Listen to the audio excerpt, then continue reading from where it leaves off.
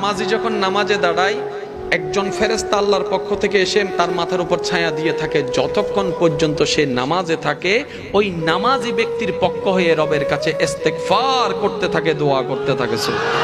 সেজন্য আমি অনুরোধ করব, নামাজ যেখানেই পড়েন তাড়াহুড়া করেন না, একদম স্লোলি, একদম স্লোলি। যখনই মসজিদের মিনার থেকে আওয়াজ আসবে আল্লাহু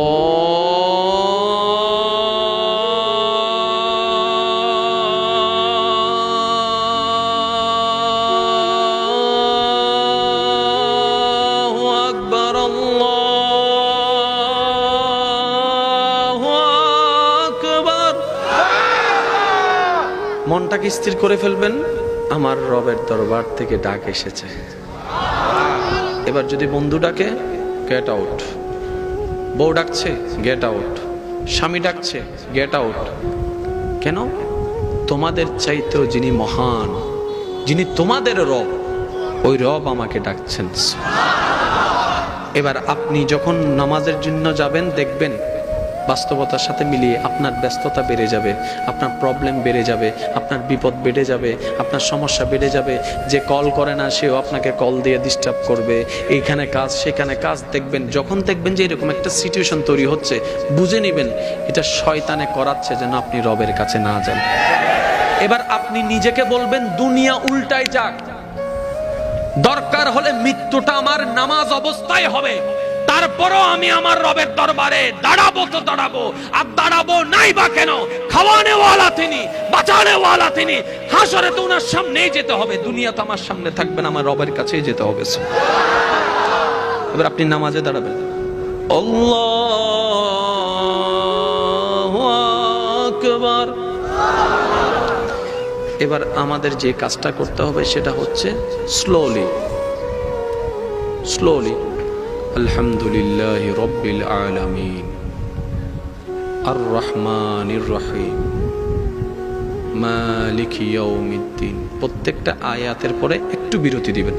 আমার কথাটা একটু রাখবেন, কখনো যদি পারেন সময় নিয়ে একটু একটু বিরতি দিবেন। দেখবেন আপনার ভিতরে একটা অস্থিরতা বেড়ে যাবে। বুঝে হঠাৎ করে যে কোনো জিনিস হঠাৎ করে আসলে তো একটু আনইজি লাগবেই, স্বাভাবিক। অস্থিরতা বেড়ে যাবে, প্রবলেম দেখা দিবে, কিন্তু আপনি একটু কষ্ট করে অটল থাকবেন। এবার রুকুর পালা, আল্লাহু আকবার। আর আওয়াজটা যেন এমন ভাবে হয় যেটা আপনি শুনবেন, মনে মনে না, আল্লাহু আকবার। রুকুতে যাবেন, সুবহান রাব্বিয়াল আযীম। জিকিরটা করবেন, আল্লাহর প্রশংসা করবেন, কানে শুনবেন।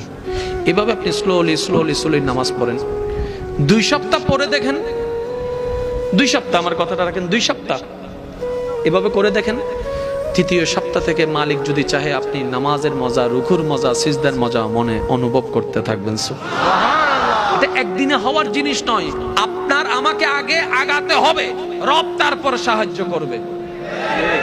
আর বিশ্বাস করেন, নামাজ শুধু একটা সওয়াবের নাম নয়, নামাজ এমন একটা ইবাদত যেটা অগোছালো জীবনকে গুছিয়ে দেয়, অশান্ত মনে শান্তির ব্যবস্থা করে দেয়, অভদ্র মানুষকে ভদ্র বানিয়ে দেয়, উগ্র মানুষকে নম্র বানিয়ে দেয়। এবার আমার ভাই আমার বোন বলবে, কেন অমুক তো নামাজ পড়ে কিন্তু সে তো অনেক মেজাজে। আমি বলছি ভাই, আমি বলছি বোন, ভাই আমাকে একটু বলতে সুযোগ দিন। নামাজ পড়া একটা জিনিস, নামাজ নেওয়া আরেক জিনিস। নামাজ পড়নেওয়ালা লক্ষ জন আছে, নামাজ নেওয়ালা কয়জন আছে? আপনি নিজেকে একটু ব্যবহার করে দেখেন না। আর আপনি দেখেন না, রমজান মাসে যখন আপনি একটা মাস আসলে দেখবেন সবার মাথায় মাথায় বেশিরভাগ টুপি থাকে, সেই মাসটার নাম কি? একটা মাস আসলে মসজিদে অন্য মাসের তুলনায় মুসল্লি বেড়ে যায়, সেই মাসটার নাম কি? একটা মাস আসলে মানুষ অন্তত কোরআন শরীফ পড়তে না পারলে একবার হাতে হলেও নাই, সেই মাসটার নাম কি? তো আপনি তো রমজান ছাড়াও তো আপনি আছেন, আপনি তো অন্য মাসও আছেন, মহরমও আছেন, জামাদিল আওয়ালও আছেন। এই ফিলিংসটা আসে না কেন? এটা রমজানের কারণে। এই রমজানটাকে যদি আমরা ধরে রাখার মতো রাখতে জানতাম, 12 মাসেই আমাদের ভিতরে ইবাদত থাকতো। বলেন সুবহানাল্লাহ। কিন্তু আমরা মাথায় বসে নিয়েছি এই রমজান শুরু 1 তারিখ, আল্লাহ আজকে তো চাঁদ রাত, কালকে তো ঈদ, শেষ।